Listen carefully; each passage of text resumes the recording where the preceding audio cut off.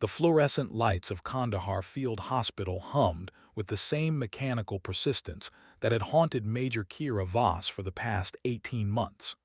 She moved between the wounded with practiced efficiency, her weathered hands checking vitals, adjusting IV drips, speaking soft words of comfort to Marines who'd never see their 19th birthday. The desert heat pressed against the canvas walls like an unwelcome presence, but inside the medical tent, time moved differently, measured in heartbeats, in the space between breaths, in the weight of decisions that separated life from death. The convoy had arrived 20 minutes ago, dust-covered Humvees disgorging their cargo of broken bodies and shattered equipment.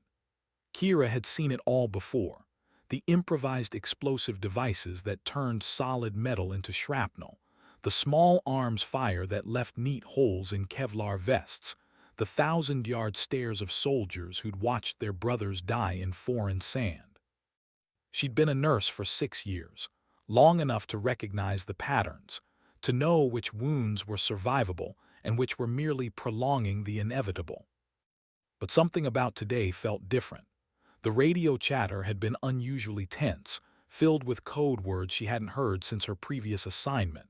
The injured soldiers spoke in hushed tones, their eyes tracking her movements with suspicious intensity. One of them, a young corporal with a gut wound that would keep him stateside for months, had asked her about her accent. Another wanted to know how long she'd been in country.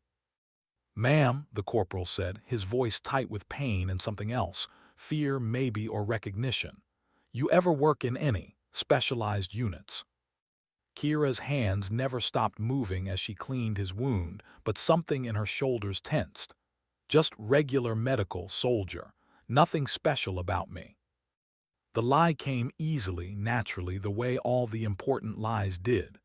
But as she worked, muscle memory took over. The way she positioned herself between the patient and the tent opening, the automatic glance toward the exits, the subtle shift in her stance that put her weight on the balls of her feet. Small things, unconscious things. Things that marked her as something other than what she claimed to be. The wounded corporal's eyes narrowed slightly. He'd seen something, caught some detail that didn't fit the narrative of a simple field nurse. Around them, the hospital tent continued its familiar rhythm of organized chaos, but underneath the surface, a different kind of tension was building. The kind that came when people started asking the wrong questions. Or maybe, Kira thought as she finished bandaging the wound, the right ones. The summer of 2011 had been different for Kira Voss. Then, she'd been Captain Voss, call sign Phantom, flying F-16 Fighting Falcons over the mountains of Afghanistan. The aircraft had been her second skin, responsive to her touch in ways that seemed almost supernatural to her squadron mates. She'd logged over 300 combat hours, 27 confirmed kills, and had earned a reputation for appearing exactly where enemy forces least expected her. The transition from cockpit to field hospital had been jarring, but necessary. After what happened over the Hindu Kush, after the classified incident that had ended her flying career and sent her file into the depths of military bureaucracy, she'd found a different kind of purpose in healing rather than destroying. The irony wasn't lost on her. The same steady hands that had once guided air-to-air missiles now sutured wounds and administered morphine. But the past had a way of finding you, even in the middle of nowhere, especially in the middle of nowhere. Nurse Voss, the voice belonged to Colonel Martinez, the base medical officer. He stood in the tent opening, his expression unreadable. "Could I have a word with you outside?" Kira's hands stilled on the bandage she was wrapping. Around her, the other medical personnel continued their work, but she could feel their attention shifting toward the conversation. In military hospitals, privacy was a luxury that rarely existed, and everyone had learned to read the subtle signs of trouble. "Of course, sir." She finished the bandage with practiced movements, then followed Martinez into the scorching afternoon heat. The colonel waited until they were well away from the tent before speaking. "We've got a situation developing. Intelligence suggests there's going to be a major offensive in the next 72 hours, something big enough that they're pulling assets from other theaters. Kira nodded, unsure where this was leading. What does that have to do with me, sir? Martinez studied her face for a long moment. The thing is, Nurse Voss, we've got a personnel file here that's interesting. Lot of redacted information, classifications that don't usually show up in medical records. The desert stretched endlessly around them, heat waves rising from the sand like ghosts. Kira had learned long ago that the best response to fishing expeditions was silence, so she waited. We're going to need every qualified pilot we can get, Martinez continued. And according to what I can actually read in your file, you're more than qualified. I'm not sure what you mean, sir. Cut the act, Captain. The rank slipped out easily and Kira felt something inside her chest tighten. We know who you are, or at least we know who you used to be. The heat pressed against them both, but it was the weight of the past that made breathing difficult. Kira had spent 2 years building a new identity, a new purpose. The nurse who saved lives instead of taking them, the healer instead of the warrior. But war had a way of calling its children home. Within 6 hours, Kira found herself in a briefing room she'd hoped never to see again. The walls were covered with tactical maps, satellite imagery, and threat assessments that painted a picture of impending disaster. The other pilots in the room were young, eager, and completely unprepared for what was coming. She recognized the look in their eyes, the same confidence she'd once carried, before she'd learned that the sky could be as merciless as any enemy. Gentlemen, the briefing officer began, then caught sight of Kira and awkwardly corrected himself. And lady, we've got a situation that requires immediate response. The mission parameters were classified, but the basics were clear enough. Enemy forces were massing for a coordinated assault on 3 forward operating bases. Air support would be crucial, but the terrain made conventional tactics nearly impossible. They'd need pilots who could think outside the box, who could adapt to changing conditions, who could fly into places where angels fear to tread, Kira murmured, completing the thought. The briefing officer paused, studying her face. Exactly, which is why we're bringing in some specialized personnel. The younger pilots exchanged glances. They'd heard rumors about Black Ops units, about missions that didn't officially exist, about pilots who could make aircraft do impossible things. But rumors were one thing. Sitting in a briefing room with a living legend was something else entirely. Your call sign was Phantom, wasn't it? The question came from a young lieutenant whose flight suit still had creases from the supply depot. Kira's expression didn't change, but something in her posture shifted. Was past tense. Why? The question hung in the air like smoke. Because, she said quietly, phantoms are supposed to disappear. The briefing continued, but the dynamic in the room had changed. The young pilots were no longer looking at a washed-out nurse who'd somehow talked her way into a cockpit. They were looking at someone who'd earned a reputation in the most dangerous airspace in the world, someone whose name was spoken in whispers in pilot lounges across 3 continents. Someone who disappeared for reasons that remained classified. But as Kira studied the mission parameters, she realized that disappearing might have been the easy part. Coming back would be something else entirely. The F-16 felt different beneath her hands than she remembered. 2 years of medical work had softened some of the muscle memory, but the fundamental connection between pilot and aircraft remained intact. The pre-flight check was a meditation of switches, gauges, and system verifications that transported her back to a time when the sky had been her domain rather than her prison. Phantom, this is Tower, radio check. The call sign hit her like a physical blow. She'd thought she'd left that identity behind in the medical tent, but here it was, crackling through her headset with the familiar authority of air traffic control. Tower Phantom, 5x5. The response came automatically, her voice steady despite the turmoil in her chest. Roger Phantom, you're cleared for taxi to runway 27.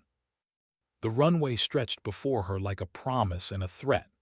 At the end of it lay the sky, vast and unforgiving, where mistakes were measured in milliseconds and consequences were permanent. But it was also where she'd found her truest self, where the chaos of the ground war fell away and left only the pure mathematics of flight. The younger pilots were already airborne, their radio chatter filling the frequency with the nervous energy of men trying to prove themselves. Kira listened to their banter, remembering when she'd been that eager, that certain of her own invincibility. It seemed like a lifetime ago. Phantom, you're cleared for takeoff. The engine spooled up with a familiar whine, and suddenly she was accelerating down the runway, the desert blurring past her canopy. The moment of rotation was like coming home, gear retracting, airspeed building, the ground falling away beneath her as the F-16 climbed into the crystalline Afghan sky. Phantom is airborne. The words carried more weight than a simple position report. They were a declaration, a return to an identity she'd thought she'd abandoned. Below her, the mountains of Afghanistan stretched endlessly, hiding secrets in their shadows, concealing enemies in their valleys. But up here, 30,000 feet above the conflicts and complications of the ground war, Kira Voss was exactly where she belonged. The mission briefing had been deliberately vague, but the target coordinates told their own story. The enemy was moving through a valley system that conventional aircraft couldn't penetrate without exposing themselves to surface-to-air missiles. The terrain was a maze of ridges and canyons that would funnel any attacking force into predetermined kill zones. It was, in other words, exactly the kind of impossible mission that had made Phantom a legend. Flight, this is Phantom. I'm reading multiple SAM sites on the eastern ridge. Suggest we approach from the north and use the terrain to mask our approach. Negative, Phantom. The voice belonged to Captain Torres, the mission commander. We stick to the planned route. Kira studied her tactical display, noting the positioning of enemy forces, the radar signatures that indicated sophisticated air defenses, the weather patterns that would affect targeting systems.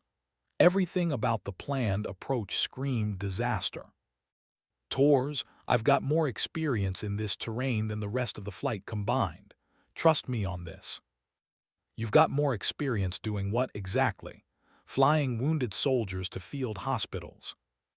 The taunt stung, but Kira had heard worse. She'd learned long ago that proving herself was a never-ending process, that every mission required her to demonstrate her competence anew. The fact that she'd been doing it for 8 years didn't make it any easier. I've got experience staying alive, she replied evenly, which is what I'm trying to help you do. The radio fell silent for a moment, and Kira could imagine the conversation taking place on the other aircraft. The young pilots trying to decide whether to trust the mysterious nurse who'd appeared in their briefing room or follow the orders of their appointed leader. Flight maintain current heading, Torres finally decided. We proceed as planned. Kira watched the tactical display with growing unease. The enemy positions were too well coordinated, too perfectly positioned to be coincidental.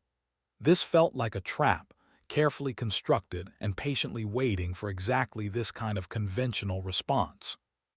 But orders were orders, and she was no longer in command. The first indication of trouble came as a soft chirp from her radar warning receiver. Someone was painting them with targeting radar, trying to establish a firing solution. The contacts were coming from multiple directions, suggesting a coordinated response that had been planned well in advance. Flight, I'm getting multiple radar locks. We need to change course now. Phantom, maintain radio discipline. We're proceeding as planned. The stubbornness in Tor's voice was familiar. Kira had heard it before, in the voices of pilots who confused confidence with competence, who believed that following orders was more important than adapting to changing circumstances. She'd seen where that kind of thinking led. Tors, listen to me. They're waiting for us. This is a trap. Phantom, you're out of line. Maintain formation and follow my lead. The radar warning receiver was becoming more insistent now, multiple threats converging on their position. Kira's hands moved automatically across her controls, preparing countermeasures, calculating escape routes, running through the mental checklist that had kept her alive through dozens of similar situations. But this time, she wasn't alone. This time, her decisions would affect 3 other aircraft, 3 other pilots who trusted their leader to bring them home. Flight, we've got multiple SAM launches. Take evasive action. The missiles appeared on her display as bright streaks of death, climbing rapidly toward their formation.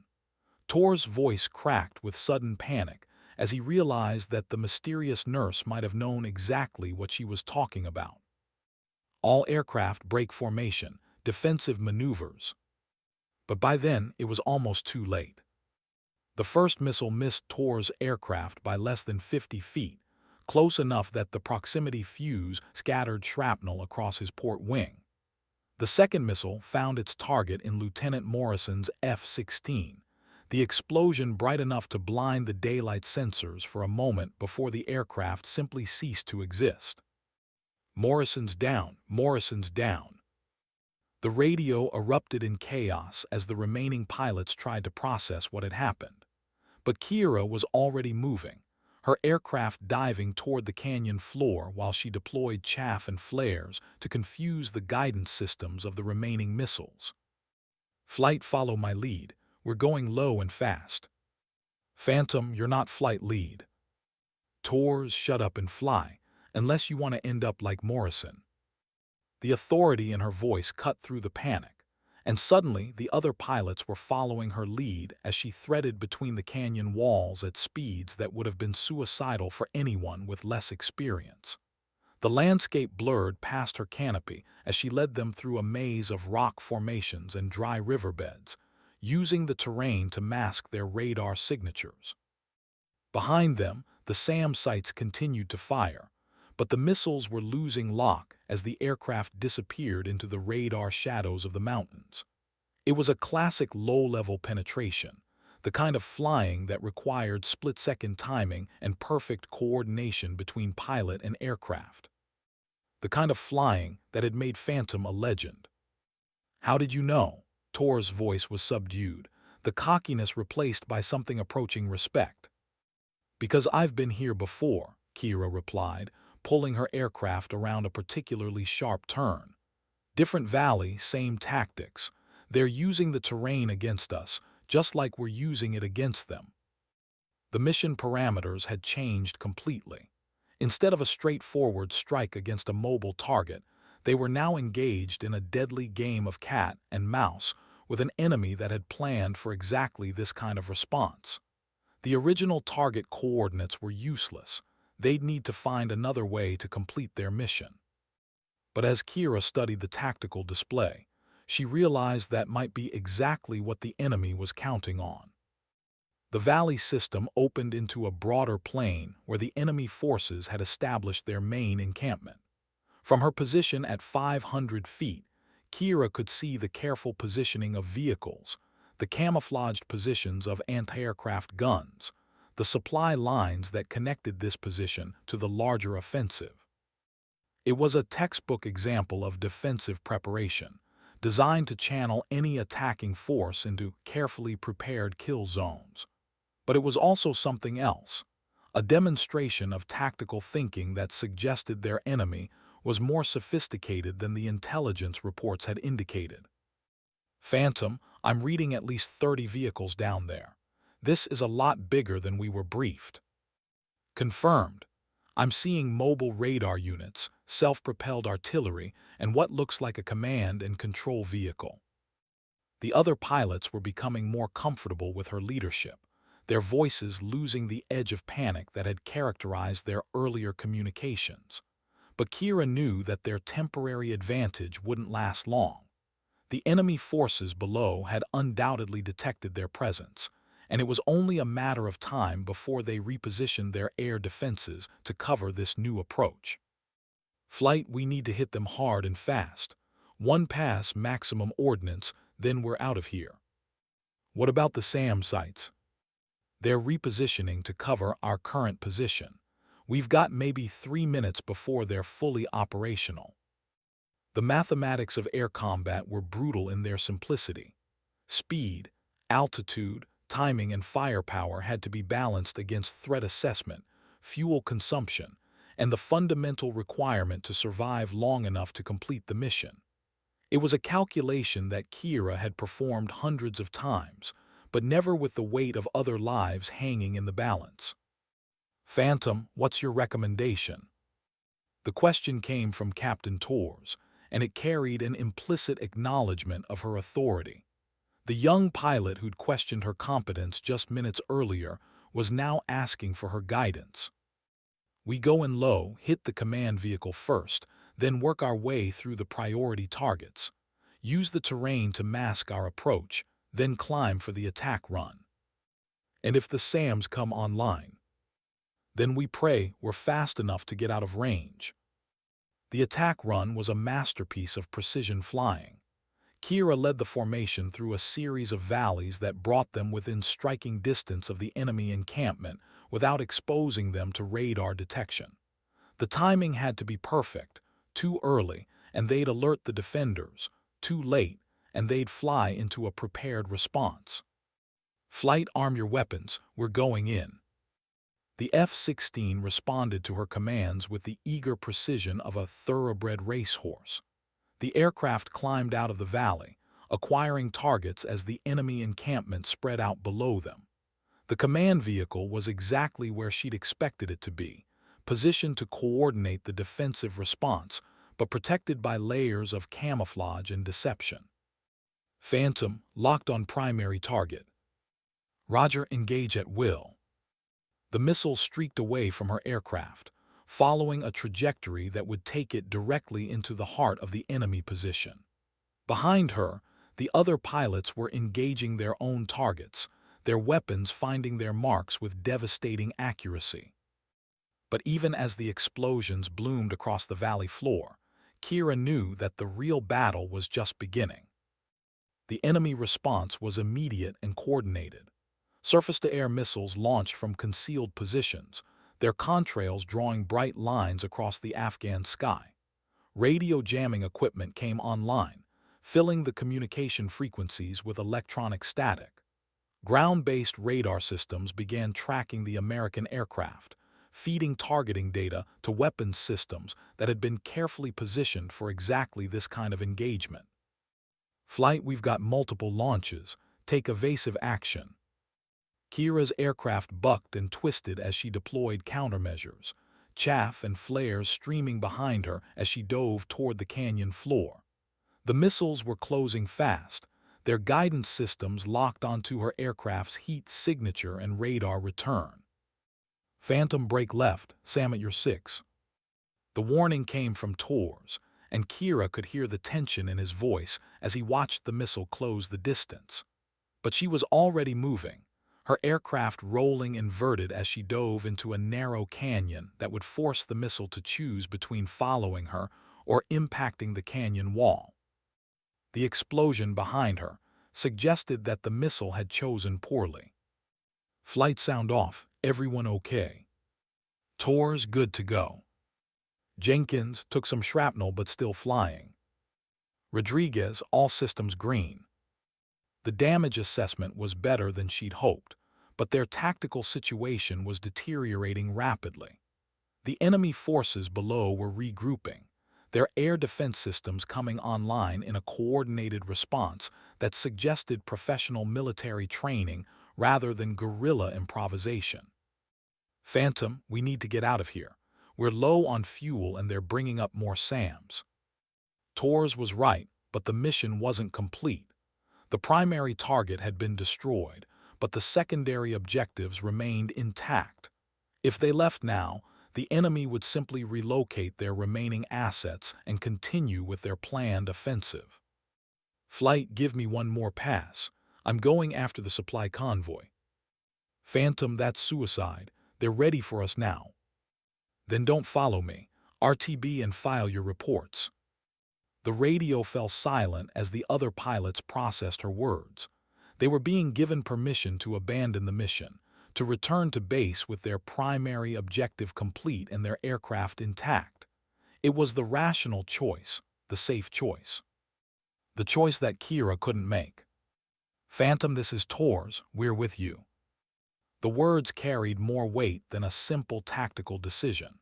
They were a declaration of trust, an acknowledgement that the mysterious nurse who'd appeared in their briefing room was exactly who she claimed to be. A pilot worth following into the fire. The supply convoy was moving through a valley that provided natural protection from air attack, but it also limited their maneuvering options. Kira studied the tactical display, calculating approach angles and escape routes, weighing the risks against the potential rewards. Flight were going in fast and low. Single pass, then we're out of here. The final attack run was a testament to the kind of flying that had made Phantom a legend. Kira led the formation through a series of valleys and ridges that brought them within striking distance of the convoy without exposing them to the repositioned air defenses. The timing was perfect, the coordination flawless, the execution precise. The convoy disappeared in a series of explosions that sent pillars of smoke into the crystalline sky. "Flight mission complete, let's go home." But as they climbed away from the target area, Kira knew that the real mission was just beginning. The enemy forces they'd engaged were more sophisticated than anyone had expected, their tactics more coordinated, their equipment more advanced. This wasn't the end of the story, it was just the beginning. The debriefing room was thick with cigarette smoke, and the kind of tension that followed missions where everything had gone wrong and somehow turned out right. The intelligence officers wanted details, the mission planners wanted explanations, and the squadron commanders wanted to know how a nurse had managed to salvage a mission that should have been a disaster. Kira sat at the head of the table, her flight suit still stained with sweat and the indefinable residue of combat. The other pilots flanked her, their faces showing the peculiar combination of exhaustion and exhilaration that came after surviving something that should have killed them. "Let's start from the beginning," Colonel Martinez said, his voice carrying the weight of someone who'd spent the last 6 hours trying to explain the unexplainable to his superiors. "How did you know it was a trap?" "The positioning was too perfect," Kira replied, her voice steady despite the fatigue that threatened to overwhelm her. "SAM sites positioned to cover the most likely approach routes, mobile radar units positioned to provide overlapping coverage, supply lines that indicated a longer-term operation than we'd been briefed." "And you recognized this pattern from previous missions, classified missions?" The room fell silent as the implications sank in. The classified missions that didn't officially exist, the operations that were buried so deep in government files that they might as well have been myths. "Captain Tors, what's your assessment of Phantom's performance?" Tors glanced at Kira before answering, his expression thoughtful. "She saved our lives, sir. Without her tactical expertise, we'd have flown directly into a prepared kill zone. Morrison would still be alive if we'd listened to her from the beginning." The weight of that statement settled over the room like a shroud. Lieutenant Morrison had been 23 years old, fresh out of flight school, eager to prove himself in combat. His death would generate paperwork, investigations, and the kind of questions that military bureaucracy preferred to avoid. "What about the enemy forces? Your assessment of their capabilities?" "They're not insurgents," Kira said flatly. "Professional military, probably special forces or foreign advisors. The kind of coordination we saw today requires months of planning and professional training." "That's not what the intelligence reports indicated." "Then the intelligence reports are wrong." The blunt statement hung in the air like an accusation. Intelligence officers didn't like being told they were wrong, especially by nurses who'd somehow ended up in fighter cockpits. "Major Voss," Martinez said, using her medical rank deliberately. You're suggesting that our entire threat assessment for this region needs to be reevaluated. I'm suggesting that what we encountered today was a professional military operation, not a guerrilla uprising. The question is who's providing the training and equipment.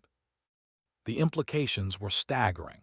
If enemy forces in the region had access to professional military training and sophisticated equipment, then the entire strategic picture for the war would need to be reconsidered. Forward operating bases would need to be reinforced, patrol patterns would need to be adjusted, and the rules of engagement would need to be rewritten. All based on the observations of a nurse who'd somehow ended up in a fighter cockpit. There's another issue we need to address, Martinez continued. Your current assignment is to the medical unit. Today's mission was unofficial. Understood, sir. However, given the tactical situation and your demonstrated expertise, there's been a request from higher headquarters. They want you reassigned to active flight status. The words hung in the air like a challenge. Kira had spent 2 years building a new identity, finding a new purpose in healing rather than destroying. The medical tent had become her sanctuary, the place where she could make amends for the classified missions that still haunted her dreams. But the sky was calling, and the war needed pilots who could navigate the kind of impossible situations that had become routine in Afghanistan. What about my medical duties? There are plenty of nurses, Major. There aren't many pilots with your unique qualifications. The choice was simple in its complexity. Return to the sky, to the identity she tried to abandon, to the missions that didn't officially exist. Or remain in the medical tent, healing the wounded, tending to the broken, trying to balance the scales of karma. I'll need to think about it, sir. Of course, take all the time you need. But as Kira left the debriefing room, she knew that the decision had already been made.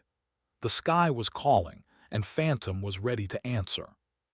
The medical tent felt different when she returned to it that evening. The same wounded soldiers, the same mechanical hum of life support equipment, the same endless cycle of pain and healing. But something had changed in the hours since she'd strapped herself into the F-16's ejection seat. The other medical personnel looked at her differently now, their expressions mixing curiosity with something approaching awe. Word had spread through the base with the speed that characterized all military gossip, and by now everyone knew that the quiet nurse who'd worked among them for 18 months was something else entirely. Ma'am, the voice belonged to Corporal Davidson, the gut-shot soldier who'd questioned her earlier. I wanted to thank you. For what, Corporal? For what you did today. My brother was at one of the FOBs that would have been hit if you hadn't stopped that convoy. The connection was tenuous, but in the strange mathematics of military gratitude, it was enough. Kira had saved his brother's life by destroying a supply convoy in a valley 50 miles away. The butterfly effect of combat, where individual actions rippled outward in ways that could never be fully calculated. I was just doing my job, Corporal. No, ma'am. You were doing someone else's job, someone who was too stupid to listen to you. The bitterness in his voice was unmistakable. Like most enlisted personnel, Davidson had little patience for officers who let ego override common sense. The fact that Lieutenant Morrison had died because of that ego made the criticism even more pointed. Captain Torres is a good pilot, Corporal. He just needed to learn to trust his instincts. His instincts or yours? The question was more perceptive than she'd expected. In the heat of combat, the line between individual instincts and collective experience became blurred. The decisions that had saved Torres' life had been based on years of classified missions, on tactical knowledge that had been earned through encounters that officially never happened. Both, I suppose. The conversation was interrupted by the arrival of another convoy, this one carrying wounded soldiers from a forward patrol that had encountered an IED. The familiar rhythm of emergency medicine took over, and Kira found herself back in the role she'd occupied for the past 18 months. But even as she worked, part of her mind was calculating attack angles and escape routes, processing the tactical implications of the wound patterns she was treating. The pilot and the nurse had become intertwined in ways that couldn't be easily separated. The sky was calling, and Phantom was ready to answer. But first, she had wounded soldiers to heal. The official transfer orders arrived 3 days later, delivered by a courier whose security clearance was probably higher than most colonels. Major Kira Voss was hereby reassigned to flight operations, effective immediately, with a temporary promotion to lieutenant colonel and a mandate that was deliberately vague. "Congratulations, Colonel," Martinez said, though his expression suggested that congratulations weren't entirely appropriate. "Your new assignment is unique." "How unique?"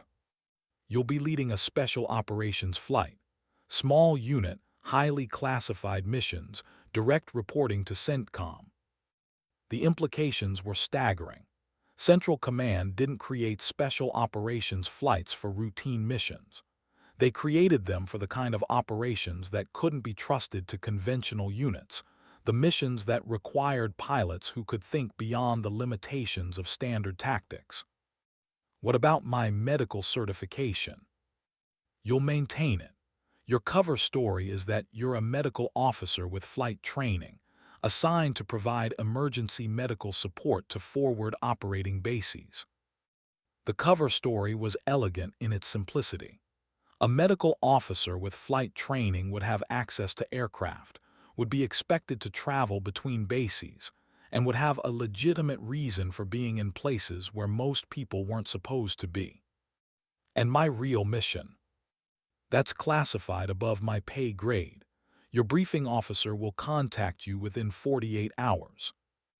The briefing officer turned out to be a woman whose business card identified her as a civilian contractor, but whose bearing suggested military intelligence. She met Kira in a secure facility that didn't officially exist, in a room that was probably swept for listening devices on an hourly basis. Colonel Voss, or should I say Phantom? Phantom was retired 2 years ago. Was she, or was she just reassigned? The question hung in the air like a challenge.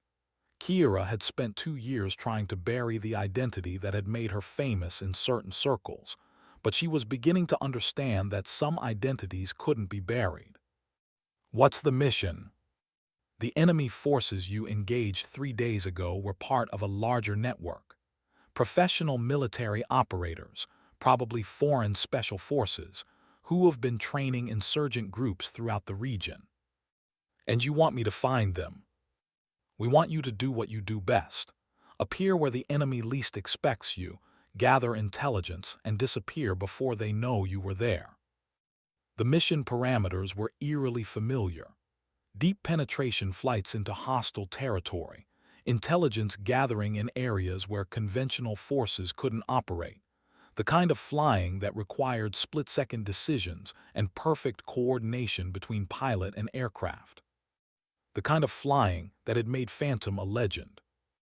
"What about support, air cover, search and rescue?" "You'll be operating alone. If something goes wrong, you're on your own." The brutality of the statement was refreshing in its honesty. No elaborate backup plans, no carefully coordinated support operations, no safety nets for when things went wrong. Just a pilot, an aircraft, and the kind of mission that couldn't be trusted to anyone else. "When do I start?" "Tomorrow. Your aircraft is being prepared now." The F-16 waiting for her on the flight line was different from the standard Fighting Falcon. The modifications were subtle but significant: enhanced radar systems, additional fuel tanks, electronic countermeasures that weren't standard issue. It was an aircraft designed for the kind of missions that didn't officially exist. "She's beautiful," Kira murmured, running her hand along the aircraft's fuselage. "She's yours," the crew chief replied. "All the latest modifications, plus some extras that aren't in the technical manuals." "What kind of extras?" the kind that might save your life if things go sideways. The aircraft's call sign was stenciled below the canopy rail. Phantom 1. The identity she'd tried to abandon was officially back, complete with an aircraft that had been designed specifically for her unique requirements. Colonel, your navigation system has been programmed with your first target coordinates. The mission briefing is in your cockpit. The briefing was contained in a sealed envelope that would self-destruct if opened incorrectly. The target was a valley system approximately 200 miles northwest of Kandahar, where intelligence suggested the enemy was operating a training facility for foreign fighters. The mission was reconnaissance only. Penetrate the airspace, gather intelligence, and return without engaging the enemy. It was exactly the kind of mission that Phantom had specialized in during her previous career. But as Kira studied the flight plan, she realized that reconnaissance was probably the least dangerous part of what she'd been asked to do. The real challenge would be getting in and out without triggering an international incident. The kind of international incident that could start a war. The pre-dawn darkness was absolute as Kira ran through her pre-flight checks. The aircraft responded to her touch with the eager precision she remembered, every system functioning perfectly, every gauge reading exactly as it should. The connection between pilot and aircraft was like coming home after a long absence. Phantom, this is Tower. You're cleared for taxi. The radio communication was deliberately routine, designed to avoid attracting attention from anyone who might be monitoring the frequency. But Kira could hear the tension in the controller's voice. The careful precision that suggested this was anything but a routine mission. Tower Phantom, taxi to runway 27. The runway stretched ahead of her like a promise and a threat. At the end of it lay the sky, vast and unforgiving, where the margin for error was measured in milliseconds and the consequences of failure were permanent. But it was also where she belonged. The takeoff was smooth, the aircraft climbing steadily into the star-filled sky. Below her, the lights of Kandahar Air Base fell away, replaced by the endless darkness of the Afghan landscape. The navigation system guided her northwest, toward a target that officially didn't exist, on a mission that would never appear in any official records. The flight to the target area was conducted in complete radio silence. Kira's aircraft ghosted through the night sky, its radar signature minimized by the stealth modifications, its heat signature masked by the sophisticated countermeasures. She was alone in the vast darkness, connected to the outside world only by the steady stream of data from her navigation and surveillance systems. The target valley appeared on her displays as a cluster of heat signatures and electronic emissions. Even from 30,000 feet, she could see the careful organization of the enemy encampment, the defensive positions that had been constructed with professional military precision. This wasn't the work of untrained insurgents. This was a professional military operation. Phantom to Control, I'm over the target area. Beginning reconnaissance run. The response came through encrypted channels, the voice distorted by the security protocols that protected the communication. Roger, Phantom. Proceed with caution. We're reading increased activity in your area. Kira banked the aircraft into a shallow dive, her sensors probing the darkness below. The enemy camp was larger than intelligence had indicated, with training facilities, supply depots, and what appeared to be a command and control center. But more importantly, she could see the sophisticated air defense systems that protected the installation. Control, I'm reading multiple SAM sites and what appears to be a mobile radar installation. This is a lot more than we expected. Phantom, continue with reconnaissance. Gather what intelligence you can, then return to base. But as Kira studied the tactical display, she realized that the enemy forces below were already aware of her presence. Radar systems were coming online, surface-to-air missiles were being moved into position, and the entire installation was transitioning from normal operations to combat readiness. Control, they know I'm here. Recommend I abort the mission. Negative, Phantom. Continue with reconnaissance. We need that intelligence. The orders were clear, but Kira's survival instincts were screaming warnings. The enemy forces below were too well prepared, too professionally coordinated to be caught off guard by a single reconnaissance aircraft. This felt like a trap, carefully constructed and patiently waiting for exactly this kind of mission. Control, I'm reading missile launches, multiple SAMs incoming. The surface-to-air missiles appeared on her display as bright streaks of death, climbing rapidly toward her aircraft. Kira's hands moved automatically across her controls, deploying countermeasures, adjusting her flight path, running through the mental checklist that had kept her alive through dozens of similar situations.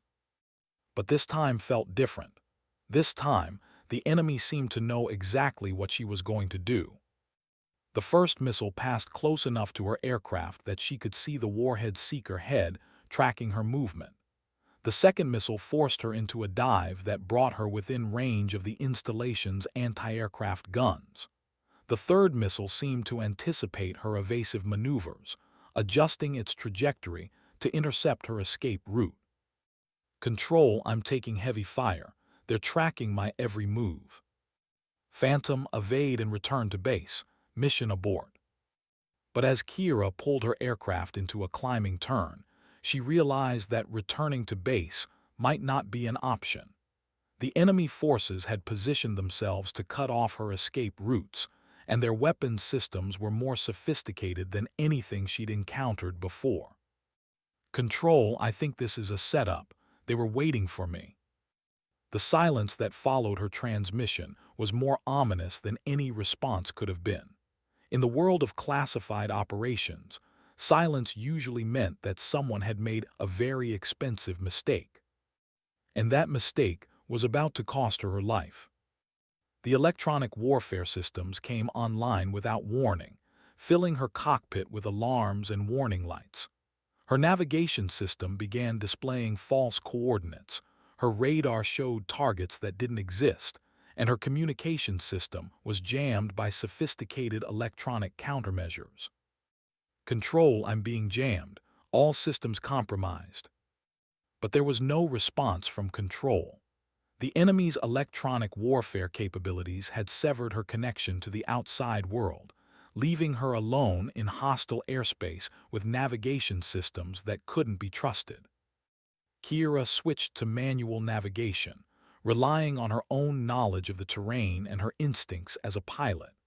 The stars provided some guidance, but the mountains below created a maze of valleys and ridges that looked identical in the darkness. The surface-to-air missiles were still tracking her, their guidance systems apparently immune to her electronic countermeasures. Someone had provided the enemy with weapons that were specifically designed to counter the kind of aircraft she was flying. Phantom, to any station, I am declaring an emergency. Request immediate assistance. The radio remained silent. She was alone, 30,000 feet above enemy territory, with weapons systems that had been designed specifically to kill her. The realization hit her like a physical blow. This wasn't a reconnaissance mission that had gone wrong.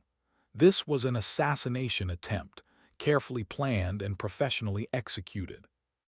Someone wanted Phantom dead, and they'd used her own government to deliver her to the kill zone. The fuel warning light began flashing, adding another layer of urgency to her situation. The extended combat maneuvering had consumed more fuel than she'd anticipated, and her range was becoming critically limited. Even if she could evade the missiles, she might not have enough fuel to reach a friendly base. The mathematics of survival were brutally simple. She needed to get clear of the enemy's air defense envelope, re-establish communication with friendly forces, and find a place to land before her fuel ran out. All while avoiding the sophisticated weapon systems that seemed to anticipate her every move. Phantom to guard frequency, emergency, emergency, emergency. The guard frequency was monitored by all military aircraft, but the response she received wasn't what she'd expected. Instead of offers of assistance, she heard the distinctive electronic signature of enemy communications, speaking in languages she didn't recognize, but in tones that suggested coordination and targeting information. The enemy wasn't just trying to kill her. They were coordinating their efforts with someone who had access to American military frequencies. The implications were staggering. The mission hadn't just been compromised, it had been betrayed from the inside. Someone with access to classified information had provided the enemy with everything they needed to set up the perfect trap. And she was the bait. The aircraft bucked and twisted as she dove toward the valley floor, using the terrain to mask her radar signature. The surface-to-air missiles continued to track her, but their guidance systems were having difficulty maintaining lock as she disappeared into the radar shadows of the mountains. The anti-aircraft guns were a different problem. Their targeting systems were optical rather than electronic, and they could track her aircraft visually even when radar contact was lost. Tracers streaked past her canopy as she wove between the peaks, their bright paths marking the margin between life and death. Phantom to any American station, I am under attack by unknown forces. Request immediate assistance. The response came from an unexpected source. Phantom, this is Reaper 27. We're approximately 30 miles south of your position. What's your situation? Reaper 27 was a Predator drone, one of the unmanned aircraft that had become increasingly common in the Afghan theater. The pilot was probably sitting in a trailer at Creech Air Force Base in Nevada, but his aircraft was close enough to provide assistance. Reaper 27, I'm taking fire from multiple SAM sites and AAA my navigation systems are compromised, and I'm low on fuel. Phantom, we're tracking multiple threats in your area. Can you make it to the following coordinates? The coordinates appeared on her display, marking a position approximately 20 miles to the southeast. It was within her fuel range, but getting there would require flying through the heart of the enemy's air defense network. Reaper 27, negative. That route takes me through the most heavily defended airspace in the region. Phantom, we're going to create a diversion. When you see our missile impacts, break south and run for the coordinates. The plan was simple but dangerous. The Predator drone would attack the enemy's air defense systems, creating confusion and forcing them to respond to multiple threats. In the chaos, Kira would have a brief window to escape. Reaper 27 understood, standing by for your signal. The Hellfire missiles from the Predator drone impacted with devastating accuracy, their explosions lighting up the valley floor like deadly fireworks. The enemy's air defense systems immediately shifted their attention to the new threat, giving Kira the opening she needed. Phantom, break south now. Kira rolled her aircraft inverted and dove toward the valley floor, using the explosion-lit terrain to navigate between the peaks. The enemy's weapon systems were in chaos, their targeting radars confused by the multiple threats and the electronic interference from the missile impacts. But even as she escaped the immediate threat, Kira knew that her problems were far from over. Someone had betrayed her mission, and that someone was still out there, still in a position to compromise future operations. The coordinates provided by Reaper 27 led to a small forward operating base that hadn't appeared on any of her navigation charts. The runway was short, barely adequate for an F-16, but it was the only option available. Phantom, this is Firebase Charlie. You're cleared for emergency landing on runway 09. The approach was harrowing, the aircraft touching down with barely enough room to stop before the end of the runway. But she was alive, her aircraft was intact, and she was back in friendly territory. The debriefing that followed was unlike anything she'd experienced before. Instead of the usual collection of intelligence officers and mission planners, she found herself facing a room full of people whose security clearances were probably higher than most generals. Colonel Voss, let's start with what happened out there. The question came from a man whose business card identified him as a civilian contractor, but whose bearing suggested military intelligence. The same kind of person who'd briefed her on the mission, but with an edge that suggested something had gone very wrong. Someone set me up, Kira said flatly. The enemy knew I was coming, they knew my aircraft specifications, and they had weapons specifically designed to counter my capabilities.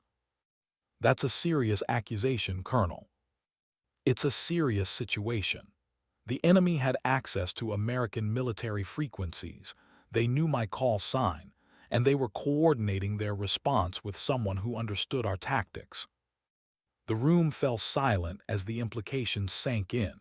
If Kira was right, then the problem wasn't just a compromised mission. It was a compromised intelligence network that could affect operations throughout the region. Colonel, are you suggesting that there's a mole in our organization? I'm suggesting that someone with access to classified information provided the enemy with everything they needed to set up the perfect trap. The accusation hung in the air like a grenade with the pin pulled. In the world of classified operations, allegations of betrayal were taken seriously, but they were also dangerous. Careers could be destroyed, operations could be compromised, and people could die. What evidence do you have to support this theory? The enemy's weapons systems were too sophisticated, their coordination was too precise, and their intelligence was too accurate. They knew exactly what I was going to do before I did it. Or they're just better than we thought. The alternative explanation was plausible, but Kira's instincts told her it was wrong. The enemy forces she'd encountered weren't just better trained. They were specifically prepared for her unique capabilities. Colonel, for the moment, we're going to assume that your mission was compromised through conventional intelligence gathering. Your next assignment will be designed to test that assumption. The next assignment turned out to be even more dangerous than the first.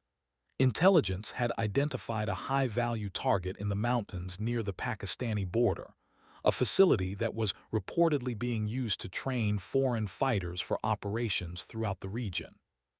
This time, Colonel, the mission parameters are different.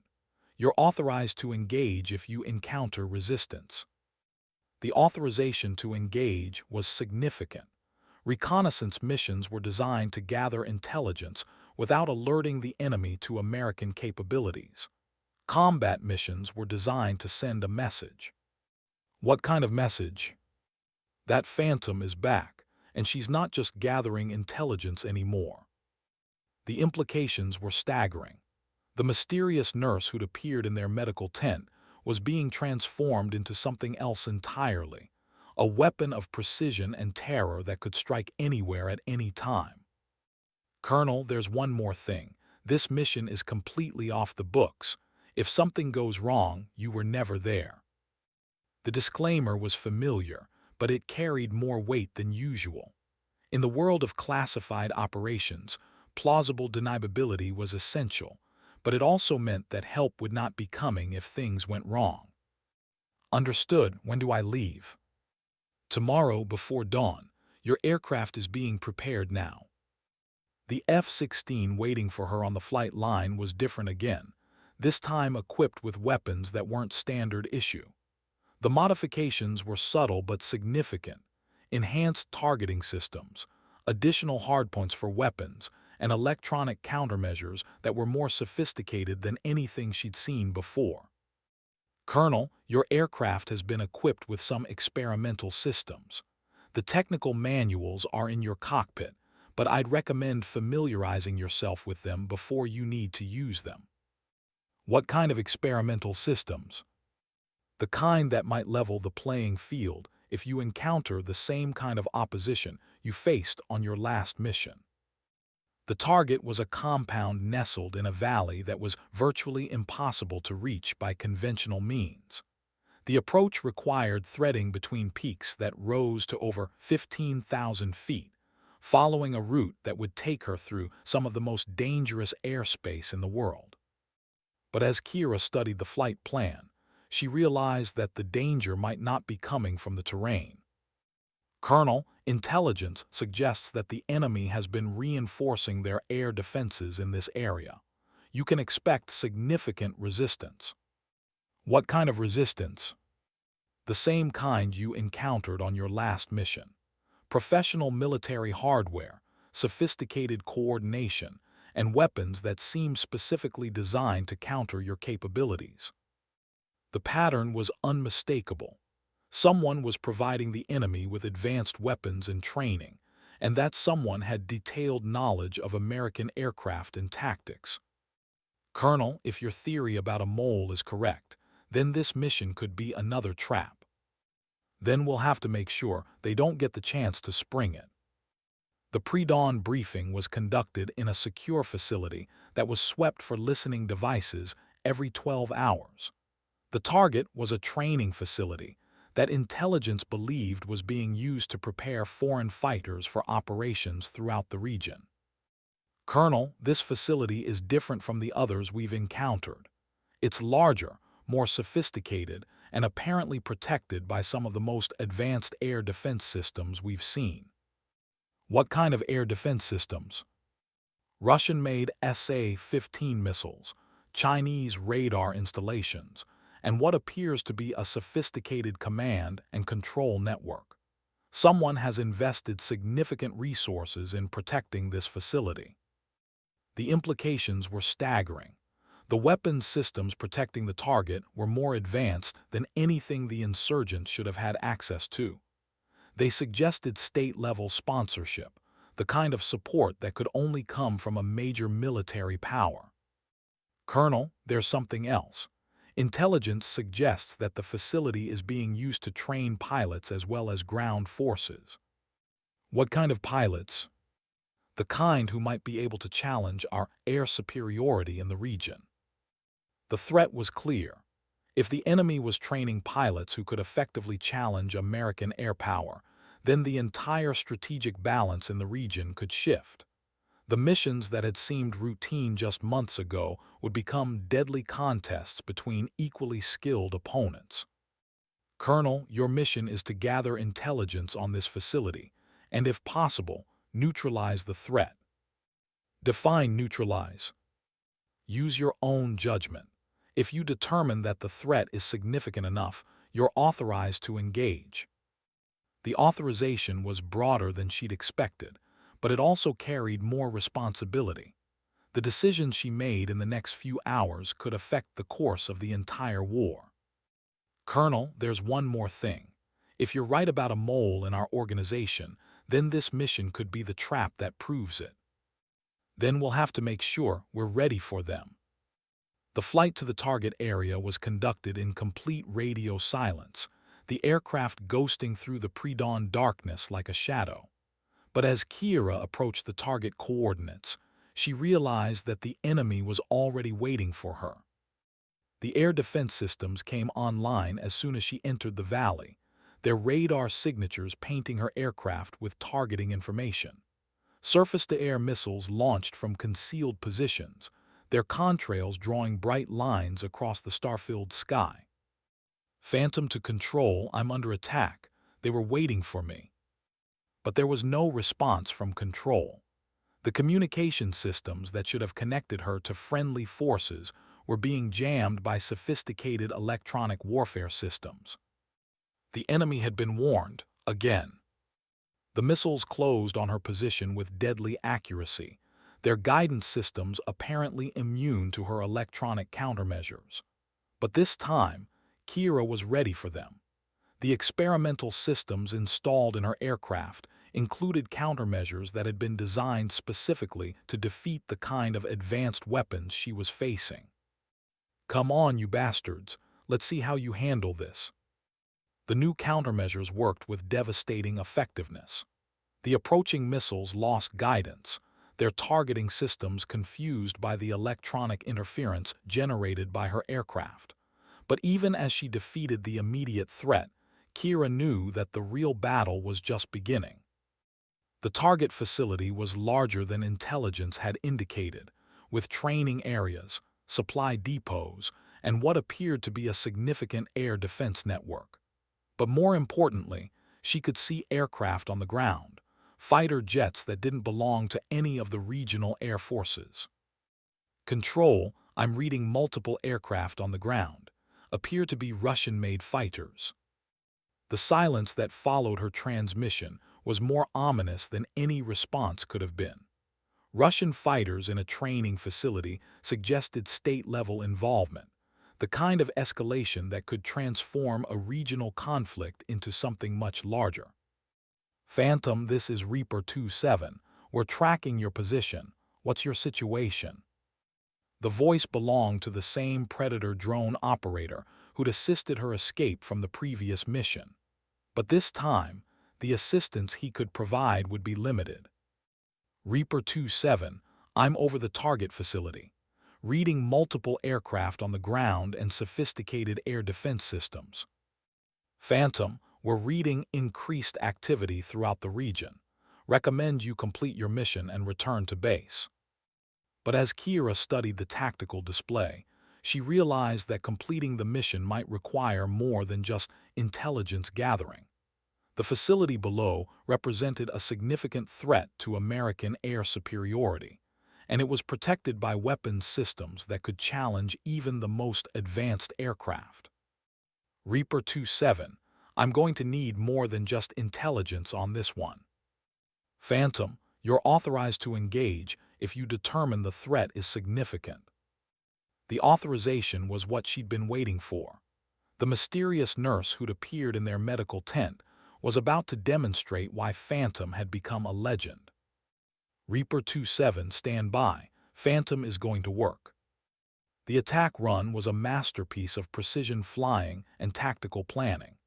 Kira used the terrain to mask her approach, threading between the peaks at speeds that would have been suicidal for a less experienced pilot. The enemy's air defense systems tracked her movement, but their targeting solutions were complicated by the mountainous terrain and her sophisticated countermeasures. The first target was the Command and Control Center, a hardened facility that coordinated the defensive response. The missile streaked away from her aircraft, following a trajectory that would take it directly through the facility's roof. The explosion lit up the valley like a miniature sun. Phantom, good hit on primary target. Secondary targets are the aircraft on the ground. The fighter jets parked on the improvised runway were sitting ducks, their pilots probably running for hardened shelters as the American aircraft attacked their base. But Kira's targeting systems were more sophisticated than anything they'd encountered before, and her weapons were designed to penetrate even the most advanced armor. The cluster bombs scattered across the runway with devastating effectiveness, their submunitions designed to destroy aircraft and disable runways. The enemy fighters disappeared in a series of explosions that sent pillars of smoke into the morning sky. Phantom, all targets destroyed. Recommend you egress the area. But as Kira pulled her aircraft into a climbing turn, she realized that the enemy's response was more coordinated than she'd expected. Surface-to-air missiles launched from positions she hadn't detected, their guidance systems apparently immune to her countermeasures. Reaper 27, I'm taking fire from multiple positions. They had backup systems I didn't detect. Phantom, we're tracking multiple launches. Recommend immediate evasive action. The missiles closed on her position with deadly accuracy, forcing her into a series of evasive maneuvers that pushed both pilot and aircraft to their limits. But even as she evaded the immediate threat, Kira knew that the real danger was just beginning. The enemy had been expecting her, again. The electronic warfare systems came online without warning, filling her cockpit with alarms and warning lights. But this time, she was ready for them.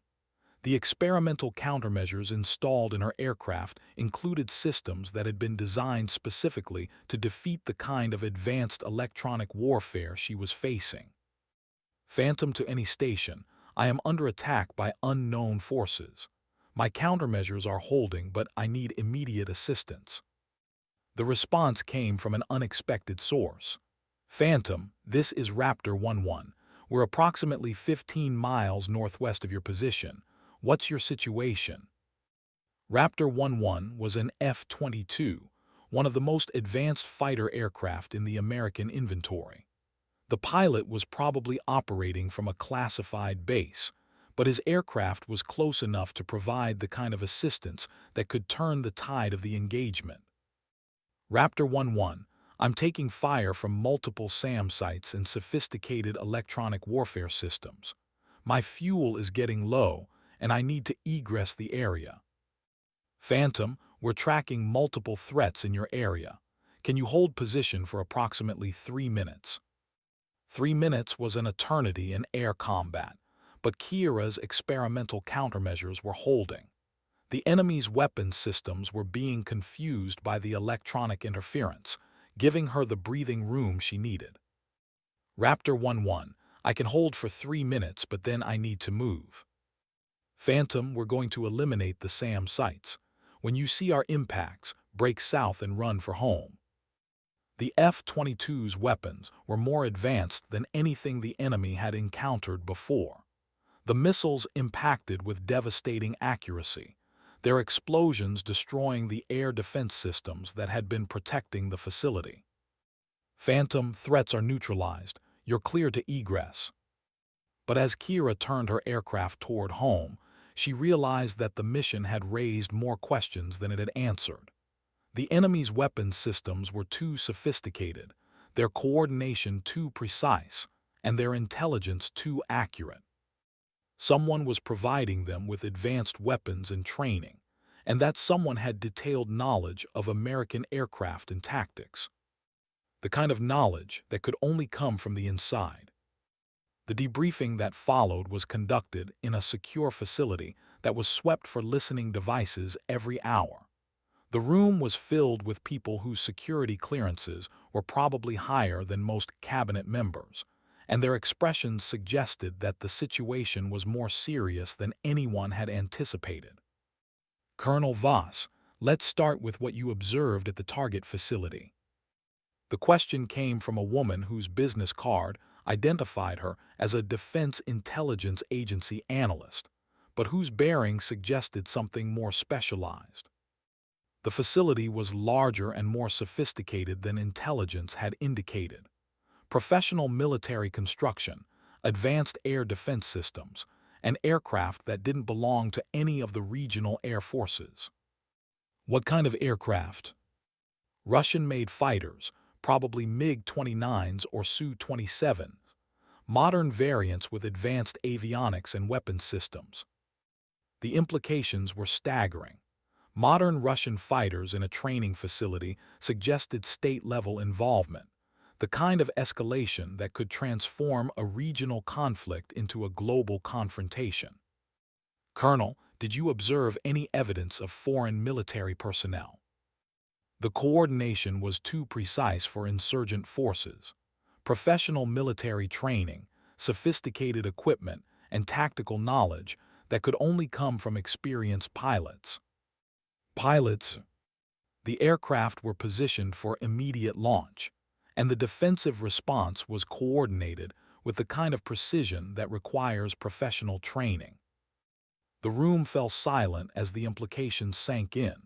If foreign pilots were training in Afghanistan, then the strategic balance in the region could shift dramatically. American air superiority, which had been taken for granted for decades, could be challenged by pilots who understood American tactics and capabilities. Colonel, there's something else we need to discuss.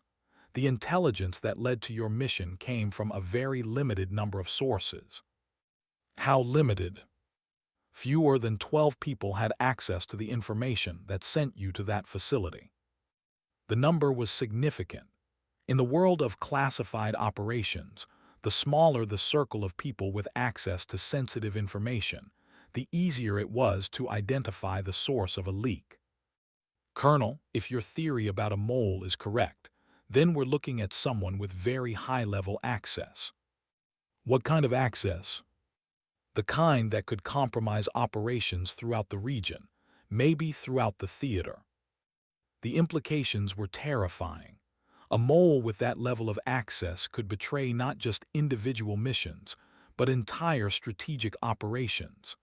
The kind of betrayal that could cost thousands of lives and alter the course of the war.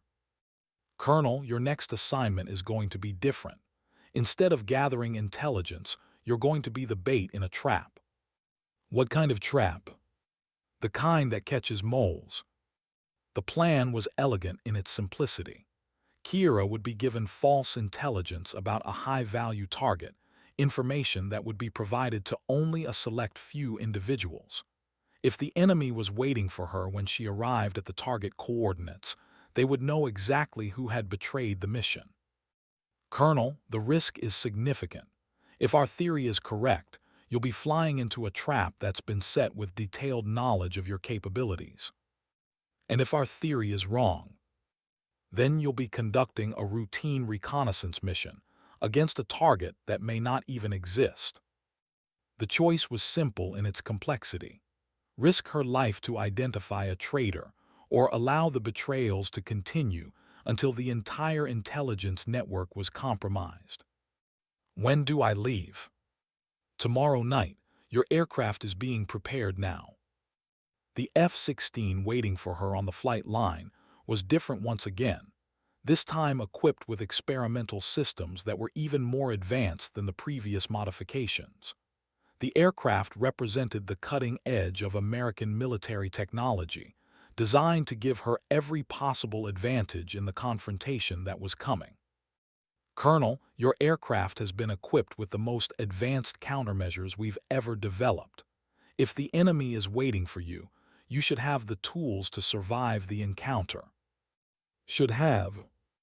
Colonel, if we're right about the mole, then the enemy knows exactly what you're capable of. They'll be prepared for everything you can throw at them. Then we'll have to make sure they're not prepared for everything. The mission briefing was conducted in a secure facility that was swept for listening devices every 30 minutes. The target was a facility in the mountains near the Iranian border, a location that intelligence suggested was being used to coordinate attacks throughout the region. Colonel, this intelligence has been provided to exactly 6 people. If the enemy is waiting for you, we'll know exactly who betrayed the mission. And if they're not waiting, then we'll know our security is intact and we can proceed with other operations. The logic was sound, but Kira's instincts told her that the enemy would be waiting. The pattern of betrayal was too consistent, too precise to be coincidental. Colonel, there's one more thing. This mission is completely off the books. If something goes wrong, you were never there. The disclaimer was familiar, but it carried more weight than usual. In the world of classified operations, plausible deniability was essential, but it also meant that she would be completely alone if things went wrong. Understood. What's the timeline? Launch at 300 hours. Target coordinates will be uploaded to your navigation system 30 minutes before takeoff. The timing was significant. The late upload would minimize the time available for the mole to warn the enemy forces, but it would also give Kira less time to study the target and plan her approach. Colonel, if you're right about the mole, then this mission could be the most dangerous you've ever flown. Then we'll have to make sure I'm ready for it. The pre-flight briefing was conducted in a secure room that was probably scanned for listening devices every few minutes. The target coordinates led to a valley system that was virtually impossible to reach by conventional means, a location that would require threading between peaks that rose to over 18,000 feet. Colonel, the approach to this target is extremely dangerous. The terrain is mountainous, the weather is unpredictable, and the enemy is expected to have sophisticated air defense systems. What kind of air defense systems? The same kind you've encountered on your previous missions. Professional military hardware, sophisticated coordination, and weapons that seem specifically designed to counter your capabilities. The pattern was unmistakable. Someone was providing the enemy with advanced weapons and training, and that someone had detailed knowledge of American aircraft and tactics. Colonel, your mission is to approach the target coordinates and determine if enemy forces are present. If you encounter resistance, you're authorized to engage. And if it's a trap, then we'll know who set it. The F-16 lifted off into the star-filled sky, its engines spooling up to military power as Kira climbed toward the target coordinates. The navigation system guided her north and east, toward a valley that existed only in satellite imagery and the memories of intelligence analysts. But as she approached the target area, her electronic warfare systems began detecting the familiar signatures of sophisticated air defense systems. Someone was waiting for her. Phantom to Control, I'm detecting multiple radar contacts. They're waiting for me. The response came through encrypted channels, the voice distorted by the security protocols that protected the communication. Phantom, proceed with caution. We're tracking your position. But Kira's instincts were screaming warnings. The enemy's preparation was too precise, too perfectly coordinated to be coincidental. Someone had provided them with detailed information about her mission, her aircraft, and her capabilities. Control, this is definitely a trap. They know exactly what I'm flying and when I'm coming. Phantom, continue with the mission. We need to confirm the intelligence. The orders were clear, but Kira's survival instincts were telling her to abort the mission and return to base. The enemy forces below were too well prepared, too professionally coordinated to be defeated by a single aircraft. Control, I'm reading missile launches, multiple SAMs incoming. The surface-to-air missiles appeared on her display as bright streaks of death, climbing rapidly toward her aircraft. But this time, the enemy's coordination was perfect. The missiles came from multiple directions, their guidance systems apparently immune to her countermeasures. Phantom, evade and return to base. Mission abort. But as Kira pulled her aircraft into a climbing turn, she realized that returning to base might not be an option. The enemy forces had positioned themselves to cut off her escape routes, and their weapons systems were more sophisticated than anything she'd encountered before. Control, I'm being jammed. All systems compromised. The electronic warfare systems came online without warning, filling her cockpit with alarms and warning lights. But this time, even her experimental countermeasures were being defeated by the enemy's sophisticated jamming equipment. Phantom to any station, I am under attack by unknown forces. Request immediate assistance. The response came from an unexpected source. Phantom, this is Ghost Rider. We're approximately 20 miles south of your position. What's your situation? Ghost Rider was an AC-130 gunship, one of the most heavily armed aircraft in the American inventory. The crew was probably operating from a classified base, but their aircraft was close enough to provide the kind of fire support that could turn the tide of the engagement. Ghost Rider, I'm taking fire from multiple SAM sites and sophisticated electronic warfare systems. My countermeasures are being defeated, and I need immediate assistance. Phantom, we're tracking multiple threats in your area. Can you guide us to the primary targets? The gunship's weapons were designed for close air support, but they could also be used to suppress air defense systems. If Kira could guide them to the enemy's positions, they might be able to create enough chaos to allow her to escape. Ghost Rider, primary targets are the SAM sites on the eastern ridge. Secondary targets are the electronic warfare systems in the valley floor. Phantom, we're engaging the SAMs now. When you see our impacts, break south and run for home.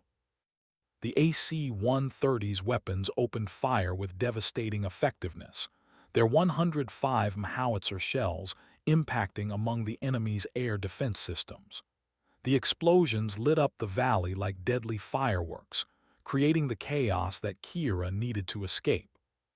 Phantom, primary targets are suppressed. You're clear to egress. But as Kira turned her aircraft toward home, she realized that the mission had accomplished exactly what it was designed to do. The enemy had been waiting for her, which meant that someone with access to the mission briefing had betrayed the operation. The mole was real, and he was still out there. The identification of the mole came faster than anyone had expected. The false intelligence that had sent Kira into the trap had been provided to exactly 6 people, and sophisticated counterintelligence techniques had narrowed the suspect list to a single individual. Colonel Voss, we've identified the source of the leaks. The briefing was conducted in a secure facility that was probably the most classified location Kira had ever entered. The people in the room represented the highest levels of military and intelligence leadership, and their expressions suggested that the situation was more serious than anyone had anticipated. Who is it? Major General Harrison, Deputy Commander of Intelligence Operations for the entire theater. The revelation was staggering. A general officer with access to classified operations throughout the region had been betraying American missions to enemy forces. The scope of the betrayal was almost impossible to comprehend. How long has this been going on? We're not sure, potentially years. The intelligence he had access to could have compromised hundreds of operations. What about the missions I've been flying? Every one of them was betrayed. The enemy knew you were coming, they knew your capabilities, and they were prepared with specifically designed countermeasures. The implications were terrifying. Every mission she'd flown had been a suicide mission, saved only by her skill as a pilot and the experimental countermeasures installed in her aircraft. Colonel, there's something else. General Harrison has disappeared. Disappeared. He failed to report for duty this morning. His quarters are empty, and his security clearance has been revoked. The